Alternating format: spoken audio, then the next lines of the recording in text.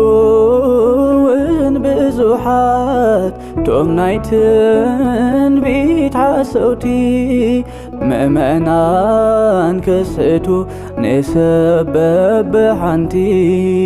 እታ ውዕይቲ ፍቕሪ ጳውሎስ ዝመረፃ ኣዝያ ክዝሕልያ ካብ ብዝሒ ዓመፃ እንዘ ይነብር